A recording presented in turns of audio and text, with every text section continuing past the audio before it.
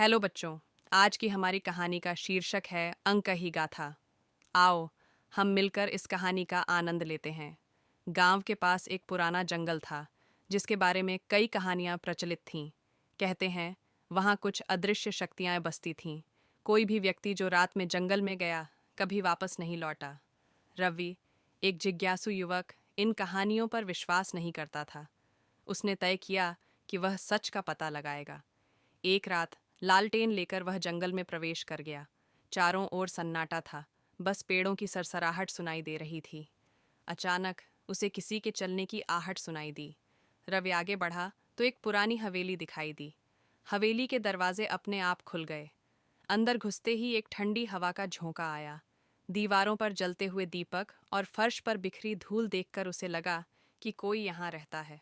तभी एक भारी आवाज आई, तुम यहाँ क्यों आए हो? रवि ने हिम्मत जुटाकर कहा, मैं सच जानना चाहता हूँ। अचानक सामने एक बुजुर्ग व्यक्ति प्रकट हुआ। उन्होंने बताया कि वे एक श्रापित आत्मा हैं जो सदियों से यहाँ कैद हैं। रवि ने उनसे मुक्ति का उपाय पूछा। बुजुर्ग ने कहा, अगर कोई निर्दोष व्यक्ति स्वेच्छा से यहाँ की रक्षा करने का संकल्प ले तो मैं मुक्त हो जाऊंगा। रवि ने बिना सोचे समझे हामी भर दी। अचानक तेज रोशनी हुई और बुजुर्ग मुक्त हो गए। लेकिन रवि अब उस हवेली का नया रक्षक बन गया। सुबह होते ही गांव वालों ने देखा कि हवेली फिर से जीवंत हो गई थी, लेकिन रवि कभी वापस नहीं लौटा। अब लोग नई कहानी सुनाने लगे।